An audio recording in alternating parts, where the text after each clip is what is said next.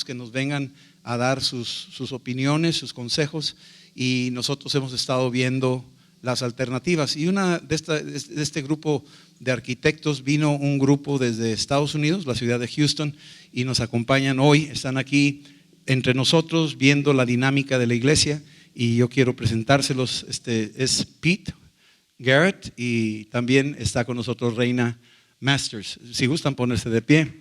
Ellos son arquitectos que vienen de la experiencia que ellos han tenido de diferentes iglesias, viendo cómo ellos, por la experiencia que tienen en este tipo de temas, sentimos que era la oportunidad de tenerlos, nada más para oír su consejo, su opinión, su punto de vista, y para ver qué es lo que sigue. El gigante que sigue es tal vez 7, 8 veces más grande que este gigante que tumbamos, o que estamos por tumbar ya. La segunda opción de vasija son acá cruzando la calle, las 4 hectáreas de este lado. Seguimos orando. Yo quiero animarlos a que oren, a que ayunen, escojan un día de la semana para interceder, para orar, porque lo que estamos tratando de hacer es expandir el reino de Dios. Es todo lo que queremos hacer, ¿sí?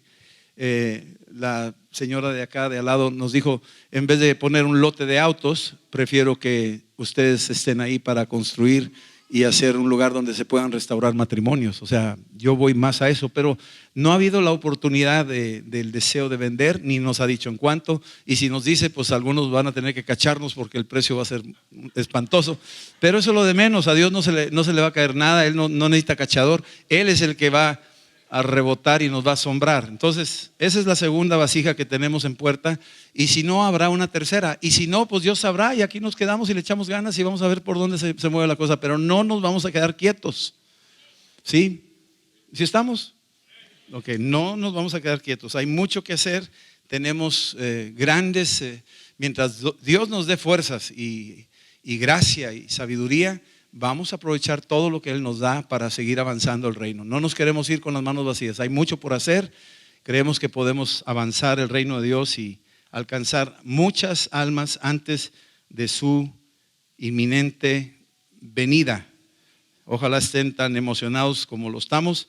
Cuando Dios nos visitó en aquel entonces que tomamos la decisión de dar el paso de fe para acá, pues fue tremenda. La decisión fue muy, vamos a llamarlo así, temeraria, pero fue por fe, no fue una decisión humana, fue porque Dios nos guió en esa dirección y lo confirmó. Y nosotros, Adrián y yo, hemos sentido de que debemos de orar y pedirle a Dios que nos dé gracia para que, si es su voluntad, que Él nos sorprenda en todo lo que vamos a estar haciendo, para que su nombre sea conocido, no solo en Monterrey, no solo en México, sino en todas las naciones. Esa es nuestra misión, y créeme que poco a poquito hemos hecho nuestro pequeño grano de arena, lo estamos haciendo. Muy bien, bueno, el tema de hoy se llama, se van a sacar de onda, pero se llama punto de ebullición. Así se llama el mensaje de hoy, punto de ebullición. Dice, ay, al fin ingeniero químico, ¿verdad? Pero se llama punto de ebullición, y yo quiero llevarlos al libro de Mateo capítulo 5. Y ahorita van a entender por qué me refiero a punto de ebullición, por qué se llama el mensaje, lo van a entender probablemente hasta el final. Pero el punto de ebullición que nosotros tenemos noción en cuanto al agua es que cuando empezamos a poner el agua en una estufa y empezamos a calentar el agua, va aumentando la temperatura y va acumulándose la temperatura, y todas las moléculas de agua están al principio, como está frío, están muy unidas, pero en la medida que vamos aumentando la temperatura, empiezan las moléculas a chocar unas con otras, a agitarse unas a otras, y empieza a aumentar tanto la temperatura que el agua empieza a hervir, y probablemente ya estáis viendo. Probablemente lleguemos a los 99 grados, 97 grados, 98 grados, ya está hirviendo, pero llega a los 100 grados. Cuando llega a los 100 grados, el agua líquida empieza a entrar en otra dimensión, y el vapor empieza a aparecer. El agua deja de ser líquida y empieza a hacerse gas, se empieza a hacer vapor, y entonces entra en otra dimensión. Y la iglesia, el cuerpo de Cristo, nosotros estamos ahorita en un estado, vamos a llamarlo así, líquido. Pero no te estás dando cuenta, o a lo mejor sí, pero la temperatura está aumentando. La temperatura va en aumento. Y en la medida que va aumentando, Dios nos está llevando a dimensiones cada vez más agitados, más movidos, más fuertes. Algo está pasando. Apenas esta semana hubo una situación en Estados Unidos, en la ciudad de Rosenberg, en Oregon. Algunos ya saben. Una persona entró en un salón, en una escuela, y hizo una pregunta. Los que son cristianos, pónganse de pie. Y se pusieron de pie y los ejecutó. 10 de ellos se pusieron de pie y a cada uno les dijo: qué bueno que eres cristiano, tú vas a ver a Dios en un segundo. Y pum, los mataba, uno por uno. Y me asombró porque tú dices, entras con un rifle a un salón o con una ametralladora o un arma automática y dices, ¿hay algún cristiano por aquí? Pues yo creo que aunque estés en la iglesia, pues no te animarías mucho, ¿sí me entiendes? Digo, los valientes ya sabemos, ¿no? Va a haber algunos tirados por ahí. Pero digo, imagínate que entra al salón con el fusil automático y se pone enfrente y pregunta, ¿hay algún cristiano aquí? Póngase de pie. Y se ponen de pie 10 o 9. Y empieza a darle a uno por uno. Y los demás viendo. Y había unos que eran cristianos que se quedaron sentados y dijeron, no lo oí muy bien. Y tú dices, qué locura, ¿no? Y luego empiezan a dar el problema de que el problema es que hay muchas armas, se están vendiendo muchas armas en Estados Unidos, y el problema son las armas, y el problema son las armas, y hay que hacer nuevas leyes para que no haya armas. Pero muy poco se habla de que el problema no es eso, es un asunto de la iglesia, es Cristo.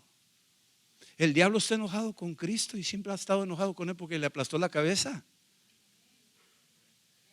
El asunto, esto es espiritual. No es una legislación de una nueva ley, es un problema espiritual. No es el primer evento que se levantan para ejecutar a cristianos. Y no nomás en Estados Unidos, muy probablemente eso pueda pasar en México. Y ha pasado en algunos países musulmanes donde ponen en fila a los que son cristianos, sean coptos o sean lo que sea, pero creen en Cristo. Y los han decapitado. Y lo hemos visto en televisión, lo hemos visto en las noticias. Y oímos que esto está pasando. Y dices tú, wow, oye, de veras. Y tú dices, bueno, pobrecitos aquellos, ¿verdad? Como que está muy lejos el asunto. Pero el agua se está calentando. Ahora, déjame llevarte a Mateo capítulo 5, versículo 1. Dice esto. Viendo Jesús, este es el famoso sermón de la montaña. Sermón del monte. Donde Jesús dice, viendo la multitud, subió al monte y sentándose, vinieron a él sus discípulos. Y abriendo su boca les enseñaba, diciéndoles, bienaventurados, es decir, 2 veces bendecidos, bienaventurados los pobres en espíritu, porque de ellos es el reino de los cielos. Empieza a hablar de los pobres en el espíritu. Y estos pobres en espíritu son los que reconocen que están en bancarrota, que no tienen cómo pagar la deuda de sus pecados, que no saben cómo salir adelante de su pozo en el que han caído, humanamente hablando. Se dan cuenta de su situación espiritual, que no tienen forma, que su religión no les sirve, que sus tradiciones no les sirven, que sus rituales no les sirven, que las diferentes expresiones de todo lo que tenemos de filosofías orientales no les sirven, que su dinero no les sirve, que su fama no les sirve, que sus títulos no les sirve, que nada les sirve. Se dan cuenta que están en bancarrota. Entonces dice, son bienaventurados los que lo reconocen, porque de ellos será el reino de los cielos. Dios se va a revelar a esos, a los que son lo suficientemente humildes para reconocer su necesidad de Cristo. Versículo 4. Bienaventurados los que lloran, porque ellos recibirán consolación. Y aquí podremos hablar de muchos tipos de llorar.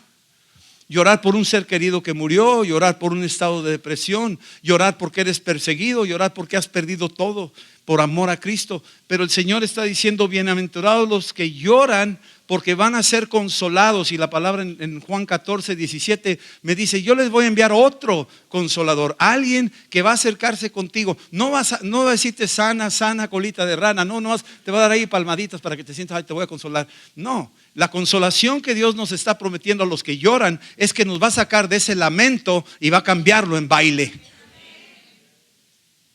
Va a sacarte de tu postimería, va a sacarte de tu crisis, va a sacarte de tu angustia y te va a poner en una posición aventajada sobre cualquier situación que sea. Cuando estás delante de un féretro de un ser querido que murió, tú vas a ver eso y tú vas a decir, gloria a Dios, la muerte no me intimida porque creo en la resurrección, tengo la consolación del Espíritu Santo. Sí estamos. Una mala noticia, qué sé yo, pero tienes la consolación del Espíritu Santo que te va a sacar adelante. Probablemente sí lloremos, nadie dice que no lloramos, sí lloramos. Pero el consuelo del Espíritu Santo es el que nos ayuda a superar esos momentos.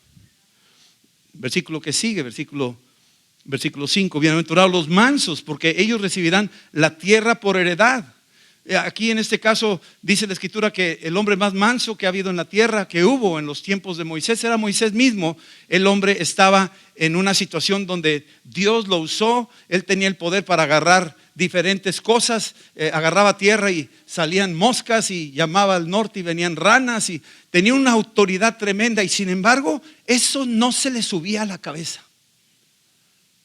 Era un hombre muy manso y no tenía el dominio sobre, aunque tenía el gobierno sobre toda esa gente, reconocía su necesidad y su dependencia de Dios. Se estima que eran cerca de 2 millones de personas que salieron de Egipto. Y aún así mantenía siempre las cosas calmadas, sus pies pegadas al suelo y su cabeza pegado al cielo.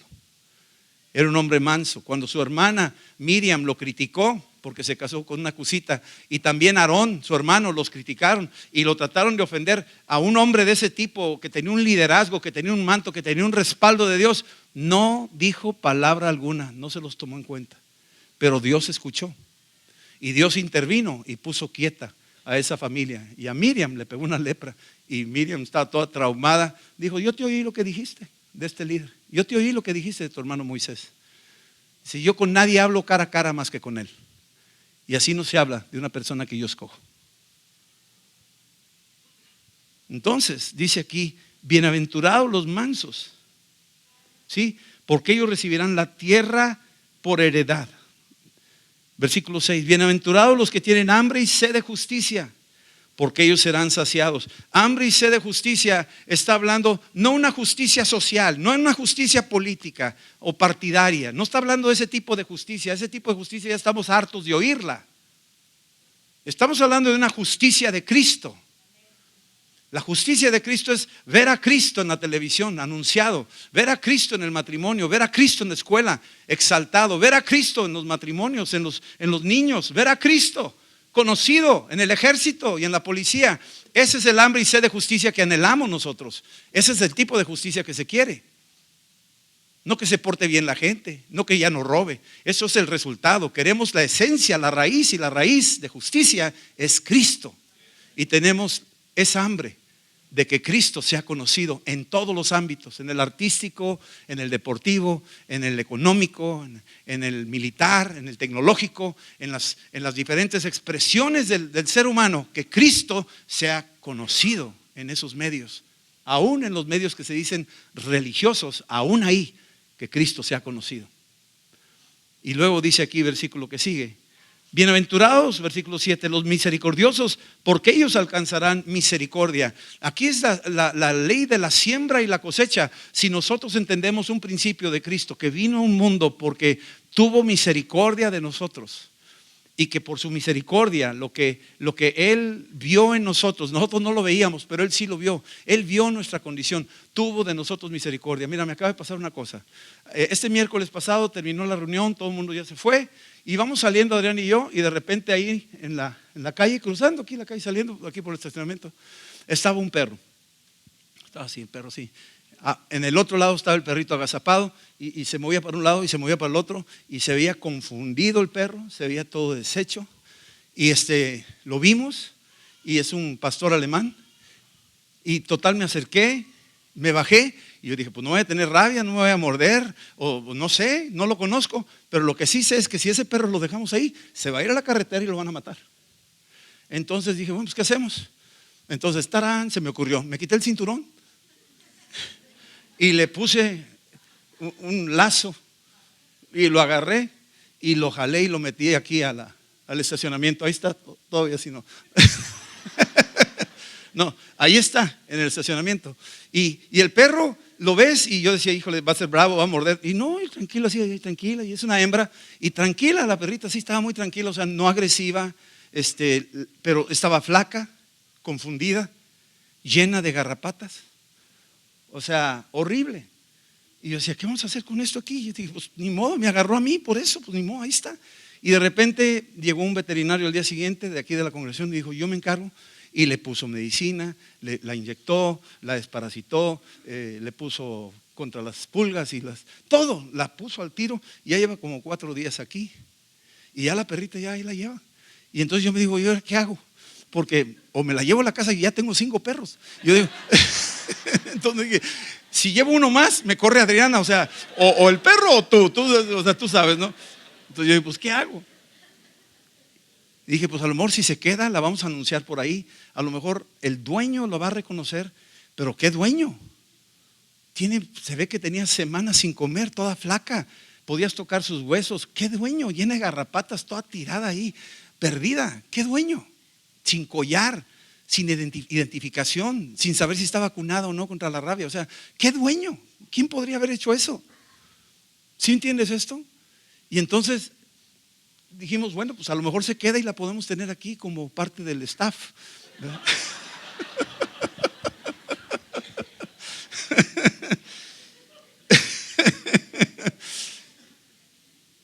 Y estábamos orando ayer con los hombres y estaba llorando y me venía la palabra Gomer, Gomer, Gomer.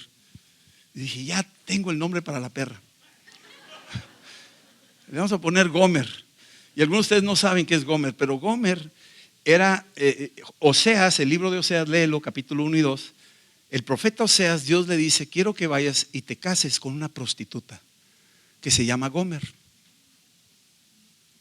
Y Oseas no chistó. Dijo, está bien, voy. Y salió y la buscó a la famosa Gomer y se casó con ella. Y Dios me decía, esa es mi iglesia. Tú eras ese perrito allá afuera, yo. Flaco, sin comer, muerto de hambre espiritualmente, no te daban de comer nada en donde andabas. Tus libros que leías, tus creencias y tus ondas en las que estuviste metido y a donde tú viajabas, por más que viajabas, tú estabas muerto de hambre y lleno de garrapatas, y las garrapatas te estaban chupando toda tu vitalidad, te estabas muriendo y no había quien diera un cacahuate por ti. Pero yo di todo, me morí en la cruz y te salvé. Y me quité el cinturón de la verdad y te até y te lacé y te traje conmigo. Yo dije, wow, Señor, estoy entendiendo lo que tú eres capaz de hacer. Bienaventurados los misericordiosos, porque ellos recibirán misericordia. Tenemos que tener misericordia de los demás. Luego versículo 8, bienaventurados los de limpio corazón, porque ellos verán a Dios. O sea, tener el corazón limpio, no hay modo de limpiarlo, no tienes ningún detergente para hacerlo, no puedes meter tus manos en tu corazón. Lo único que puede entrar para lavar tu corazón es la sangre de Cristo, es la fe en la sangre de Cristo y es meditar en la palabra. Y por medio de la palabra Jesús dijo en Juan 15, versículo 3, ya vosotros estáis limpios por la palabra que os he dicho. Entonces una forma de limpiar tu corazón es por la palabra. Ahorita se están lavando sus corazones y el mío también. En la medida que oímos la palabra, estamos entrando con agua limpia. Es palabra, no hay otros libros que se están leyendo aquí. Se lee la palabra y la palabra está limpiando tu conciencia y está limpiando tu corazón. Y los de limpio corazón verán a Dios. Tremendo, lo vamos a ver. Gloria, gloria. Yo puse, hace unos días estaba meditando cuando estaba en Japón, escribí un pensamiento ahí de un epitafio. ¿Cómo le pondría a mi lápida? Qué loco, ¿no? Pues, se ve que tienes mucho tiempo para pensar mil cosas, ¿no? Dije, ¿cómo le pondría a mi lápida? Y le dije, bueno, y puse esto. Ahí te va. Puse esto. Dice, en mi epitafio aparecería esta palabra: arrepiéntete y cree en Cristo Jesús como tu Señor. Y si lo haces, estarás donde yo estoy ahora. Imagínate, llega alguien ahí por el panteón. Arrepiéntete y cree en el Señor Jesucristo y estarás donde yo estoy ahora. Híjole, man, pues ¿dónde estás? Le dejas un mensaje post-mortem. O sea, sigues evangelizando aún después de muerto. ¿Sí me entiendes? Tremendo. Total, dice aquí, versículo 9: bienaventurados los pacificadores, porque ellos serán llamados hijos de Dios. O sea, si nosotros estamos en medio de un conflicto, sea cual fuere, un conflicto familiar, una diferencia ahí, alguien tiene que poner la pauta de la paz. Alguien tiene que entrar y peace. Una vez yo estaba enchiladísimo con un amigo mío, enojados, éramos dos así, éramos un grupo de 3, 4, estaba yo bien enojado, que no sé qué, y estábamos así, y de repente llegó un amigo y me agarró el puño y me empezó a abrir la mano, y me abrió un dedo, me abrió el otro dedo, me abrió el otro dedo, me abrió el otro dedo, y vio y dijo, no traes nada. Y cuando dijo eso dije, tiene razón este cuate. Total, ahí muere la mano y ahí quedamos, ¿no? Pero necesitamos un pacificador, alguien que entre, alguien que, tranquilos, ¿sí? Porque si no lo hacemos, imagínate, nos va a agarrar. Me recuerdo una historia, un carro, iba yo en el carro, yo creo que lo platiqué, venía en la carretera y de repente vino, me paré porque estaba un carro enfrente de mí, me paré porque paró de repente, pero atrás de mí venía uno y venían todos después del estadio, habían ido al fútbol. Yo había ido a evangelizar. Yo no fui al fútbol. Sí, digo, sí me gustan las finales, pero no me gusta andar metido con que Tigres o Rayados. Yo soy normal. Yo para que no haya problema aquí con la raza. Y total, mi carro quedó acordeón, chocado por enfrente, chocado por atrás, y me bajé yo. Y los dos venían borrachos, los dos eran papás, padres de familia, con sus hijos, venían tomados los dos. Se bajan así todos borrachos, uno de enfrente, todo que no sé qué, me empezó a atacar a mí. Yo dije, ¿yo qué te hice? ¿Yo qué? ¿Qué onda? O sea, yo le decía, él, el de atrás. Y se bajó el otro y dijo, ay no, perdóname. Y se empiezan a agarrar ahí en la carretera, los dos ahí. Y yo me meto y no se peleen, tranquilos, espérame. El más afectado soy yo. A mí me pegaron por los dos lados. Entonces tranquilos. Y empiezan a ver, ¿qué les pasa? Miren el ejemplo que le están dando sus hijos y todo. Y me lo reseté a los dos ahí. Y total están ahí hablando, no, pues sí tiene razón, no, sí, no, está bueno. Y total ya se pusieron en paz, se arreglaron. ¿Tiene seguro? Sí. Entonces, ¿qué tanto pleito ya? Estas cosas pasan. Y al día siguiente me llamó el Señor, el que nos pegó a los dos, y me dice, si usted no me hubiera llamado, si usted no se hubiera metido, yo traía una pistola en la cajuela, yo lo hubiera matado a ese hombre. Y uy. O sea, entonces tú no sabes el alcance de tu participación por pacificar a otros, ¿verdad? Que Dios te dé sabiduría cómo hacerlo para pacificar. Pero dice aquí que los pacificadores, Dios los llama hijos de Dios. Dios nos reconoce como hijos suyos. Versículo 10: bienaventurados los que padecen persecución por causa de la justicia, o sea, por causa de Cristo, por causa de hacer las cosas bien, por causa de hacer las cosas honradas, por causa de ayudar al débil. Bienaventurados somos cuando seamos perseguidos porque queremos hacer las cosas derechas, como Daniel, que quería hacer justicia en el imperio de Darío. Tú léete ahí Daniel 6. Él quería hacer las cosas rectas, él quería justicia, aun cuando no era su raza, ni su gobierno, ni su nación, pero era un hombre íntegro que caminaba en la justicia de Dios.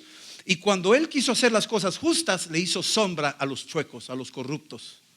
Y entonces estos se dejaron venir y lo atacaron y lo persiguieron y lo tiraron a los leones, acusándolo falsamente.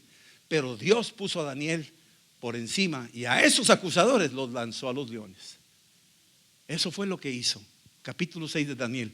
Bienaventurados los que padecen persecución por causa de la justicia, porque de ellos es el reino de los cielos. Es de ellos el reino de los cielos. Versículo 11. Bienaventurados sois cuando por mi causa os vituperen y os persiguen. Tú eres bienaventurado cuando por la causa de Cristo. Te voy a decir lo que es la causa. La causa de aquí de Amistad de Monterrey es que Cristo sea conocido. Esa es nuestra causa. ¿Cuál es la causa de Epicentro? Que Cristo sea anunciado en todas las naciones. ¿Cuál es la causa del cristiano? Que Cristo sea conocido. ¿En dónde? En mi trabajo. ¿Dónde? En mi hogar. ¿En dónde? En mi colonia, con mis vecinos, con mis amigos. En cualquier punto donde Dios me encuentre, ahí la causa mía es que Cristo sea conocido. Esa es la causa. Y dice, bienaventurados sois cuando por mi causa, su causa, no es mi causa, es su causa. ¿Sí? Cuando por mi causa os vituperen y os persigan. Es decir, levanten mentiras, se burlen de ti, te ataquen, te persigan, te traten de difamar y digan toda clase de mal contra vosotros, mintiendo. Gozaos y alegraos, porque vuestro galardón es grande en los cielos. ¿Sabes qué, mi amado? Muchos de nosotros estamos perdiendo la oportunidad de tener un galardón grande en los cielos. ¿Sabes por qué? Porque no queremos pagar el precio de que nos vituperen y no queremos pagar el precio de que nos persigan o nos critiquen y mejor nos quedamos calladitos para que no pase nada. Pero hay quienes dicen, ¿sabes qué? Yo no me puedo quedar callado. Esto no es de Dios. Esto no es así. Esto está mal. Por causa de Cristo. Y la mayoría no lo hace. Y tú si lo haces, pues gloria a Dios, porque tú vas a contracorriente. Y entonces dice, eres bienaventurado. Y dice, gózate y alégrate, porque tu galardón es grande en los cielos, porque así persiguieron a los profetas que fueron antes de nosotros. Y yo podría decir, porque así persiguieron a los cristianos del primer siglo. A lo largo de estos 20 siglos ha habido gente que han sido perseguidos por causa de Cristo. Unos han pagado más que otros, pero así lo han hecho. Y lo acabamos de oír esta semana. Se pusieron de pie por causa de Cristo. Y te aseguro que su galardón es grande. ¿Sí? Ahora, te voy a hablar de algunos niveles de temperatura para llegar al punto de ebullición, porque ese es el tema, ¿verdad? Entonces, te voy a llevar aquí al libro de los Hechos, capítulo 4, si quieres ir conmigo. Hechos 4, y dice lo siguiente en Hechos 4. En Hechos 4, la iglesia está creciendo de una manera exponencial. En Hechos 2 se convierten 3,000 personas en un instante con la visitación del Espíritu Santo. 3,000 personas en un discurso sencillo del apóstol Pedro, y se convierten 3,000 judíos de diferentes nacionalidades y son bautizados. 3,000 judíos. Capítulo 3, un cojo que está en la puerta hermosa, cojo de nacimiento. Pedro y Juan llegan, lo ministran y es sanado sobrenaturalmente. 5,000 personas son convertidas ahí. Así es que la iglesia ya no es cualquier cosita, es un tumulto de gente en la ciudad de Jerusalén. Se está dando a conocer el reino de Dios de una manera exponencial, tremenda. Y entonces estamos viendo lo que está haciendo Dios. Capítulo 4, ¿sí? Dice aquí en el versículo del 1 al 4, dice, después del milagro hablando ellos al pueblo, o sea, Pedro y Juan, vinieron sobre ellos los sacerdotes con el jefe de la guardia del templo y los saduceos, resentidos, subraya la palabra. Por seguir a Cristo la temperatura empieza a aumentar, primero a través de los resentidos, empieza a subir. Resentidos, ¿por qué? Porque enseñaban al pueblo y anunciaban en Jesucristo la resurrección entre los muertos. Algo que le incomoda al diablo es que anunciemos a Jesucristo resucitado. ¿Por qué? Porque el que tenía el imperio de la muerte lo perdió. Hebreos 2:14 dice que Cristo participó de carne y sangre y por medio de su muerte triunfó sobre el que tenía el imperio de la muerte. Esto es el diablo. Entonces, por lo tanto, hay un resentimiento espiritual en estos religiosos. Están sentidos. Es el espíritu de Abel y Caín. Caín presenta un sacrificio agradable a Dios. Abel presenta un sacrificio agradable a Dios. Es un sacrificio del sacrificio de un animal muerto, derramado sangre, y es un recordatorio de Cristo. Y lo está viendo Dios desde los cielos, lo considera desde los cielos. Caín hace una presentación de un sacrificio de verduras, de plantas, de cosas del campo.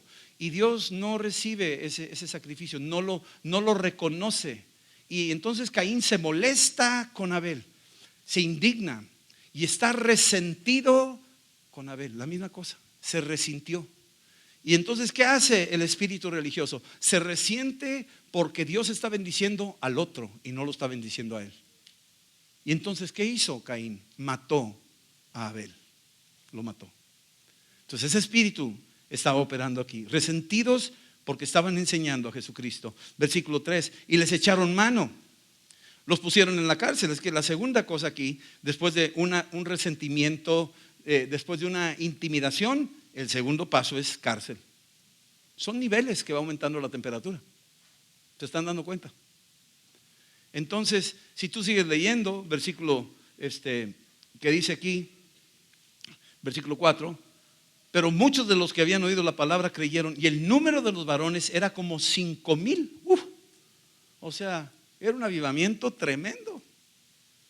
Pero estaban resentidos porque estaban yendo con estos pescadorcillos que ni siquiera saben leer ni escribir, que ni siquiera estudiaron teología y ni se metieron en grandes lugares para agarrar ahí enseñanzas. Estos simples pescadores están hablando con una autoridad la palabra de Dios, están hablando con unción y hay señales que los acompañan. Y estos que tienen edificios preciosos y tienen vestimentas increíbles y espectaculares y tratan de seducir a la gente con eso, pero la gente ya no se deja engañar y dice, no, ¿sabes qué? Pues estará muy bonito todo, pero acá está la unción. Y siguieron a Pedro y a Juan y estaban resentidos por eso. En el capítulo 4, seguimos leyendo, dice aquí en el versículo 18, y los llamaron y les intimaron que en ninguna manera hablasen ni enseñasen en el nombre de Jesús. Si algo va a acentuar la persecución mundial es que Cristo está siendo anunciado. Cristo está siendo anunciado, Cristo está siendo conocido. Y eso es algo que el Dios de este siglo no quiere que se dé a conocer. No quiere que se dé a conocer. Y va a intimidarte, va a pararte. Te va a decir, no hables porque pierdes la chamba. No hables porque se van a reír de ti. No hables porque te van a excluir en la escuela. Ya no vas a tener tu grupo de amigos. Vas a estar ahí tú solito. No hables. Porque vas a lastimar a tu papi, se va a ofender tu papá y le puede dar un infarto al saber de que tú andas con estas cosas de Cristo. Mejor no hables. ¿Te estás dando cuenta cómo trabaja el enemigo? Tratando de intimidarnos, callándonos. Pero hay algunos que entienden lo que significa todo esto y entienden esto, que Cristo tiene que ser anunciado. Y dice en el versículo 19, Pedro y Juan respondieron diciéndoles, juzguen ustedes si es justo delante de Dios obedecer a los hombres antes que a Dios, porque no podemos dejar de decir lo que hemos visto y hemos oído. Ellos decían, I'm sorry, perdóname, pero nosotros no podemos dejar de hablar de Cristo, tenemos que hablar de Cristo. Entonces el grado de la temperatura empieza a moverse cada vez más. Sucede y está pasando no solo a nivel allá en los países musulmanes, en todo el mundo está sucediendo esto. Y entonces capítulo 5, después de que los apóstoles fueron detenidos, versículos, tú puedes ver aquí, versículos 12 y 13, y por la mano de los apóstoles se hacían muchas señales y prodigios en el pueblo. Estaban todos unánimes en el pórtico de Salomón. O sea, nada los intimidaba. Antes huían, ahora están en el pórtico de Salomón, o sea, en el templo. Ahí están afuera, no podían entrar porque ellos no eran sacerdotes, no vestían como sacerdotes, no tomaron los cursos de su seminario. Eran gente común y corriente, pescadores que nada más no tenían ni letras, dice la escritura, y sin embargo están hablando con una autoridad tremenda y hay señales que los respaldan y multitudes los están escuchando a ellos. Entonces hay una reacción, hay un sentimiento caínico, por decir así, en contra de ellos. Y finalmente dice que muchos, versículo 13, ninguno se atrevía a juntarse con ellos. O sea, había gente que no quería pagar el precio. No querían pagar el precio. Les daba miedo. Decían, es demasiado. Es demasiado ser cristiano. Mejor nomás tranquilo, manéjala despacio. O sea, tú nomás tranquilo, juégala un poquito aquí, un poquito allá, un pie aquí, un pie allá. Tranquilo, ahí la llevas y no pierdes nada. O sea, como si Cristo, bueno, voy a estar medio muerto y medio vivo. No, Cristo se murió totalmente, nuestro Señor. Todo su cuerpo. Se dio todo. ¿Cómo no nos vamos a dar nosotros por Él? Versículo 14, y los que creían en el Señor aumentaba más gran número, así de hombres como de mujeres. Cuanto más había gente más comprometida con Cristo, más identificada con Cristo, más gente estaba siendo alcanzada, más gente estaba siendo tocada, más gente estaba siendo influenciada por la pasión de que estos hombres estaban caminando con Cristo, y Dios los respaldaba. Había milagros y hacían cosas extraordinarias, dice aquí. Tanto que sacaban a los enfermos a las calles y los ponían en camas y lechos para que al pasar Pedro al menos su sombra cayese sobre algunos de ellos. Imagínate el nivel en el que estaban. Y cuanto más te estás poniendo con Cristo, más unción te está dando el Señor. Y va a aumentar más la persecución, pero mayor unción vas a tener.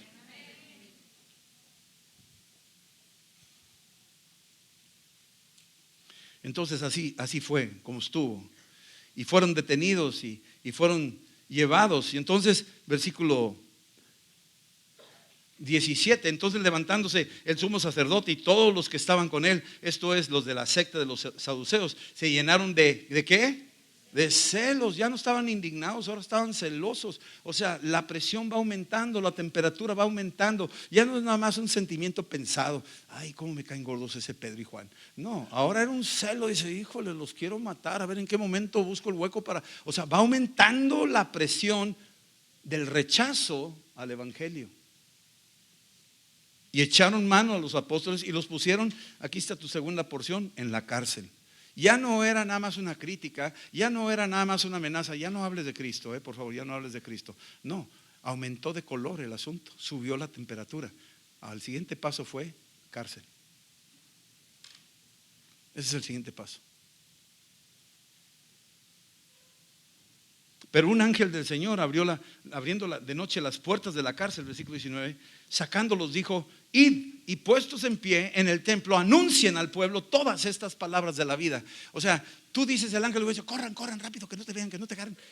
¿Les dijo así? No. A la plaza mayor, ahí en el Zócalo, ahí enfrente de la plaza, ahí enfrente del pórtico del templo, váyanse ahí.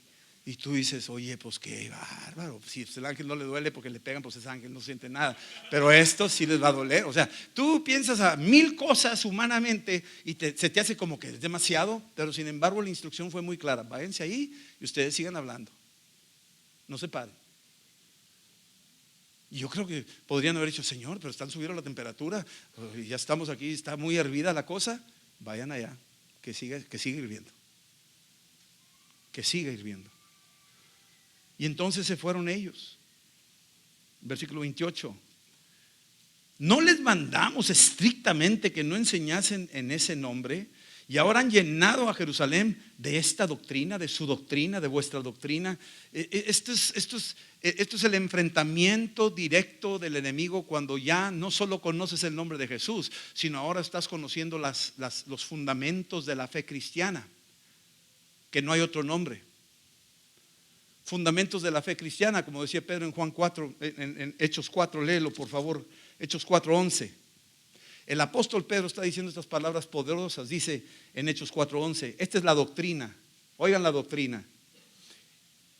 Jesús es la piedra reprobada por vosotros, los edificadores. ¿Quién es la piedra? Jesús. Jesús es la piedra, la cual ha venido de ser cabeza del ángulo. ¿Quién es la cabeza? Están muy calladitos.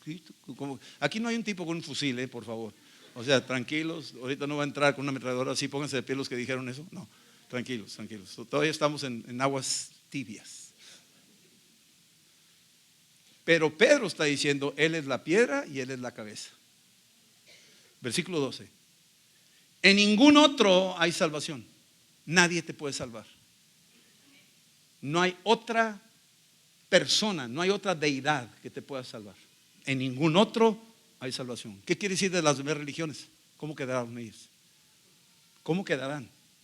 Sé que estás chocando tu teología y lo que te enseñaron en la escuela y lo que aprendes ahí diariamente en el mundo, que todos vamos a salvarnos. Hoy lo que dice, en ningún otro hay salvación. El que salva es Jesucristo. Esa es la doctrina de la cual estos decían: has llenado la ciudad con esta doctrina. Pues de esa doctrina estamos llenando la ciudad.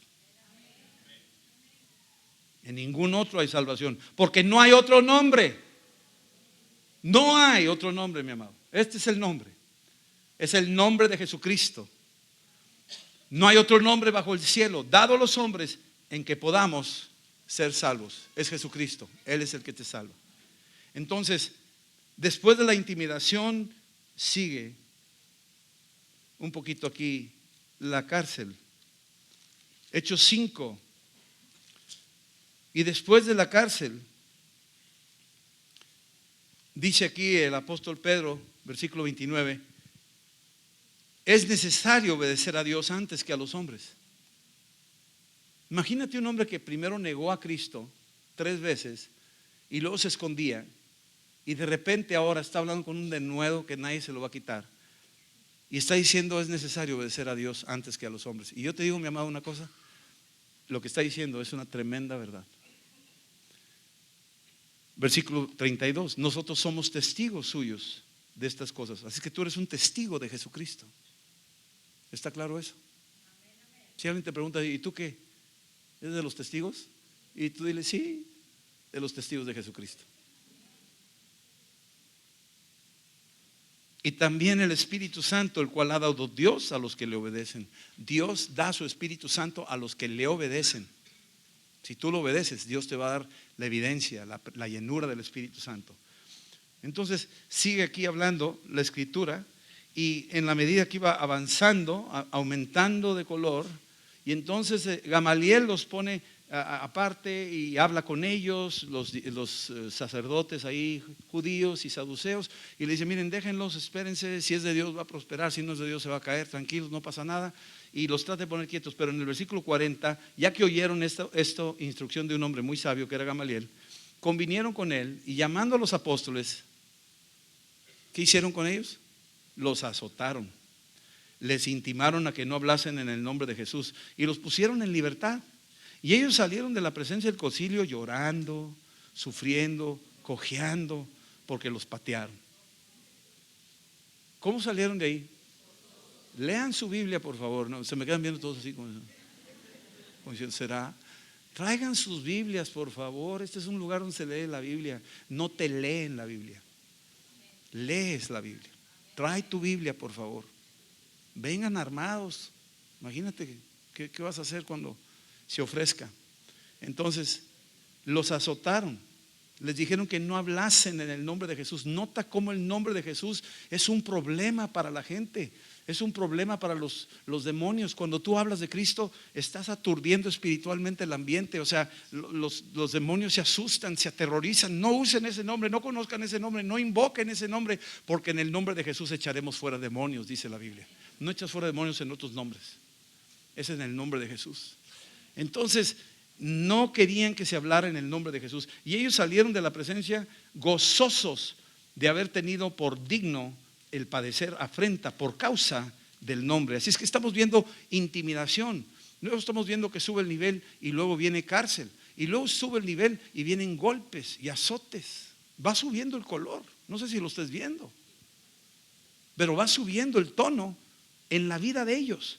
Y entonces el punto de ebullición se está aproximando, y van subiendo y van subiendo y van subiendo.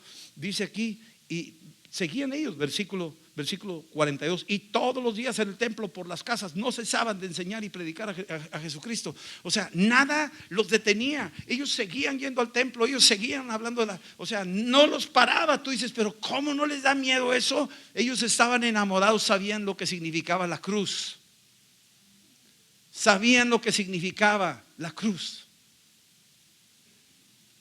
Jesús les dijo: carguen su cruz, niéguense a sí mismos y síganme. Sabían. Y de repente vemos Hechos capítulo 7. En Hechos 6 hay un mesero que se llama Esteban. Escogieron a 7 meseros para la obra que estaba creciendo demasiado, y entre ellos estaba Esteban. Esteban no era apóstol, pero dice en el versículo 8, Esteban lleno de gracia y de poder, hacía grandes prodigios y señales entre el pueblo. Entonces se levantaron unos de la sinagoga llamados de los libertos, ¿sí? Y disputaron con él, versículo 10. Y no podían resistir la sabiduría y el espíritu con que hablaba. Entonces sobornaron a unos para que dijesen que lo habían oído hablar blasfemias contra Moisés y contra Dios. Y levantaron al pueblo y a los ancianos y los escribas, y arremetiendo lo arrebataron y lo trajeron al concilio. O sea, como ya no podían detener a este Esteban, era demasiado, empezaron a inventar mentiras, calumnias, formas de tratar de pararlo y aniquilarlo a como diera lugar. Entonces ya la intimidación no funcionó, ya la cárcel no funcionó, ya los golpes ya no funcionaron. Ahora Esteban está delante del Sanedrín. Es un hombre que no tiene temor del hombre, tiene temor de Dios.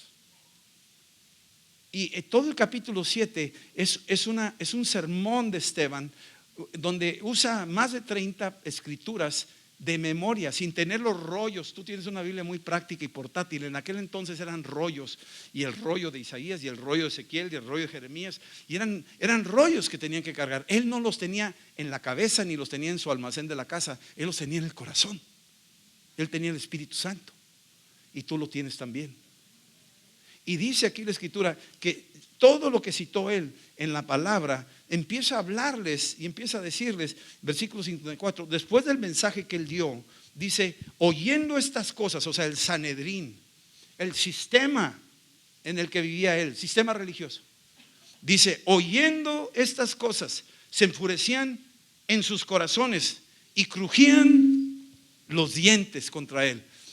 A mí me ha tocado ministrar gente endemoniada, y se oye cuando las muelas están rechinando, se están crujiendo las muelas. Aquí estás hablando de algo muy serio, porque eran los sacerdotes, eran los religiosos, eran los líderes espirituales del pueblo, y estaban enchamucados. Sus dientes crujían. No aguantaban la verdad con la que este hombre estaba hablando. No aguantaban la sabiduría con la que estaba hablando. No aguantaban la autoridad con la que estaba hablando. Un simple mocoso contra ellos, que eran las personas que estaban muy preparadas. Este hombre estaba hablando con una autoridad que los dejó en la calle a ellos, y les dio celos y les dio coraje, y les brotó el espíritu de Caín. ¿Qué hizo Caín con Abel? Ven, hermano, vamos afuera. ¿Y qué hice ahí? Génesis 4. Mató a su hermano. ¿Qué hicieron con Esteban? ¿Qué me dice la escritura? Esteban, lleno del Espíritu Santo, puestos los ojos en el cielo, vio la gloria de Dios y a Jesús que estaba a la diestra de Dios. Mis amados, este es el punto de ebullición.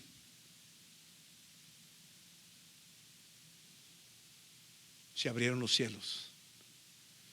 La dimensión en la que estaba Esteban ya no era su casa, ya no era su dimensión. Está viendo otra dimensión.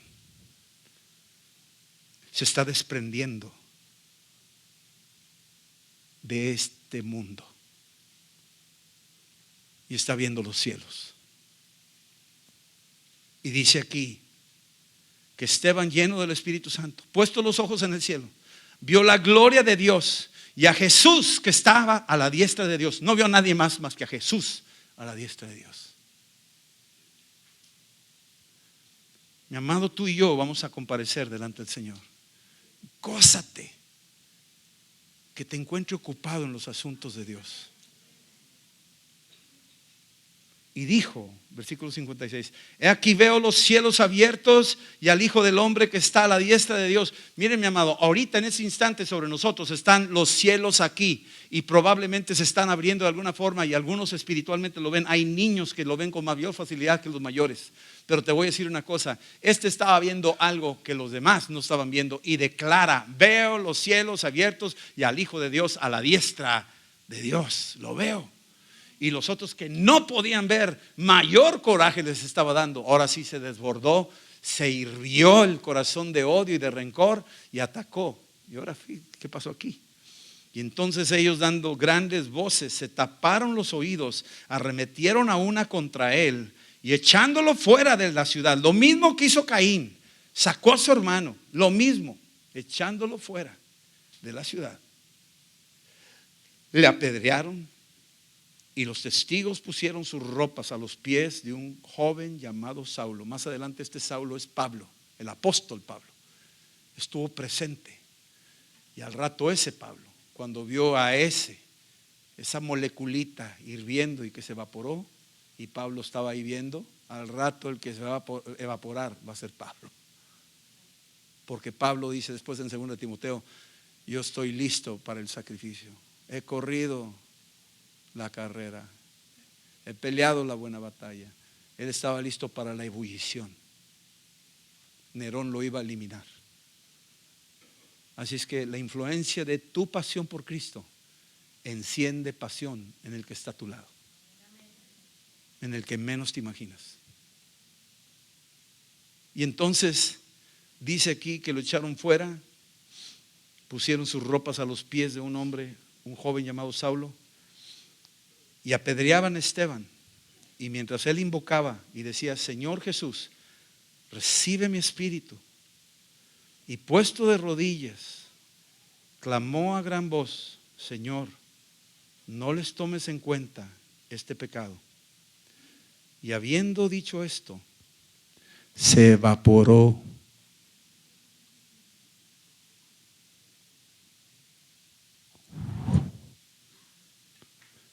Se evaporó, se durmió, se murió a los ojos del mundo, pero pasó de este mundo a uno mucho mejor.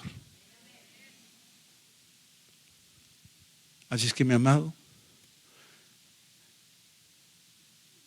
somos llamados del Señor para entender nuestra posición en el cuerpo de Cristo y orar. Vamos a orar ahorita, vamos a dejar un espacio. Cierren sus ojos si son tan amables.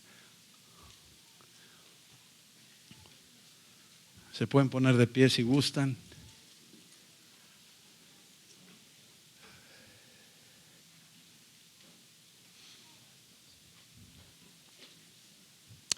Estos jóvenes que murieron esta semana pasada, en la mañana se levantaron normales, desayunaron, saludaron a sus familiares, hicieron algunas cosas ahí.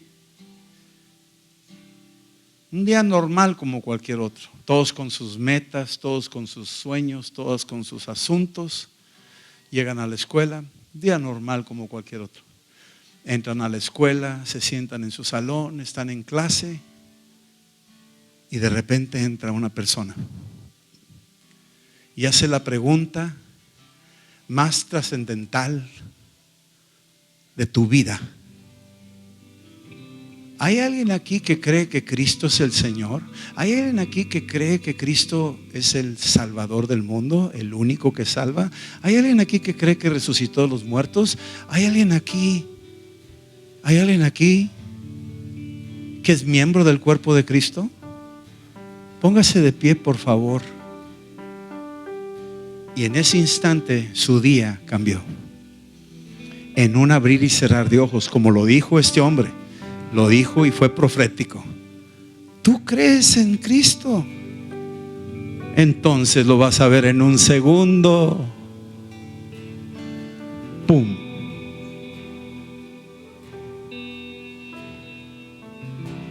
En un instante cambió sus vidas. Pero pasaron a la gloria. Porque Cristo dice, si tú no te avergonzaste de mí, yo tampoco me voy a avergonzar de ti. Y si tú me confiesas delante de los hombres, yo te confesaré delante de mi Padre y de sus ejércitos. Eso es lo que Dios dice. Lo dice Cristo. Así es que no sabemos, ni un día es nuestro.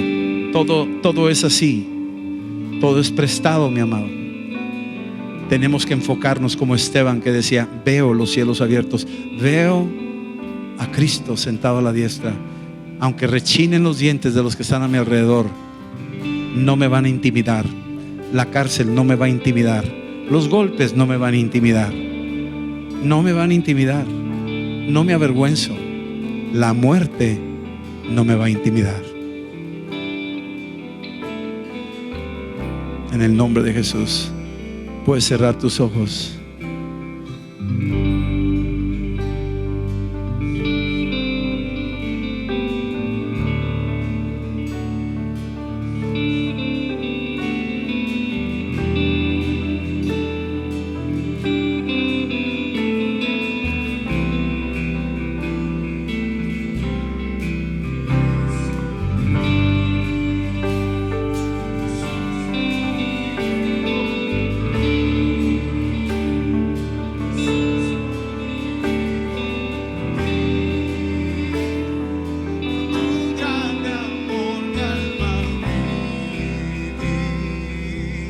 Señor,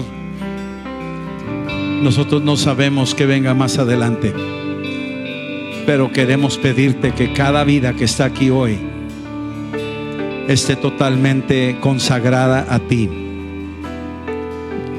y que aquel día, cuando llegue, como llegue, la manera en que suceda, los cielos estén abiertos y que nos evaporemos y pasemos de esta vida a la eternidad de una manera gloriosa ante tu presencia, y disfrutar esa gloriosa y maravillosa presencia tuya, Señor.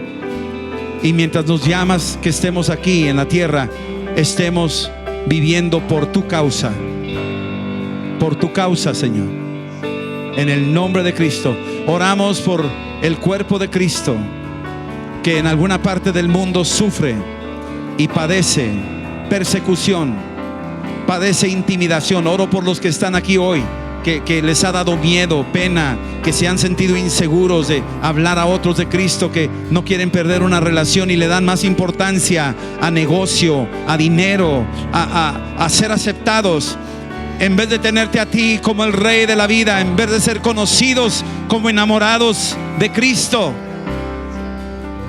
Prefieren ser conocidos como buenas gentes en vez de ser conocidos como hijos de Dios. Perdónanos nuestra tibieza, nuestra indiferencia. Nos asombra la vida dedicada de los que han soltado sus vidas y las han puesto en el altar.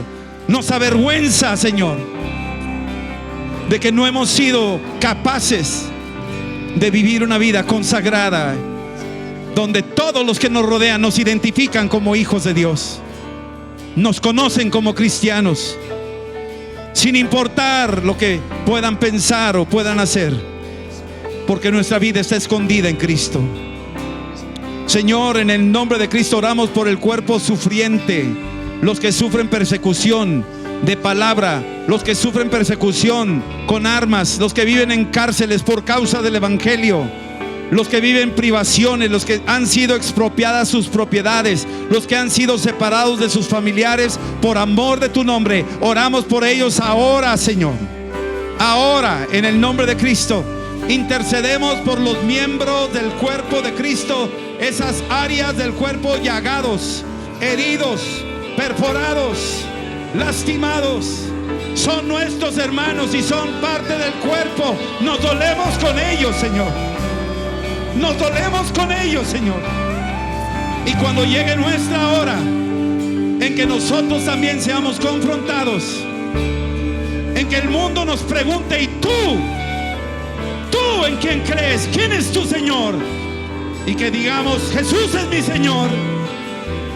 Y por lo mismo te digo a ti que me amenazas: arrepiéntete y cree en Cristo, para que tú también estés donde yo estoy y donde yo estaré eternamente. En el nombre de Jesús. En el nombre de Jesús. Amén, amén y amén. Es por ti, Señor. Mi alma vivirá por ti, nada más por ti, Señor. En el nombre de Jesús. Jesús, por ti vivo. Nombre de Jesús, Señor. Jesús, Jesús, por ti vivo. Si alguien no ha recibido a Cristo, o si alguien ha sido tibio en estas cosas de Cristo, es tiempo de que te arrepientas. Lee el epitafio. Arrepiéntete y recibe a Cristo, como dice la Biblia, y cree en Él, para que el día en que Dios te llame a cuentas, estés eternamente deleitándote de su gloria. Y yo quiero orar ahorita. Los que deseen recibir a Cristo, hagan esta oración en voz alta. Decirle: Señor Jesús, díselo así con toda entereza: Señor Jesús, yo te pido perdón por mis pecados. Perdona mi tibieza, mi indiferencia, mi apatía, mi egoísmo. Me arrepiento, Señor. Lávame con tu sangre y lléname con tu Espíritu Santo. Y sálvame, Señor. Y úsame para dar testimonio de Cristo donde quiera que vaya. A ti sea la gloria, la honra y la alabanza por siempre. Gracias, Señor. Amén y amén. Y la paz de Cristo, el amor del Padre y la comunión del Espíritu Santo esté contigo. El Señor te bendiga a ti y a tu descendencia, en el nombre de Jesús. Amén. Nos vemos el miércoles. Saluden a alguien por ahí. Dios los bendiga.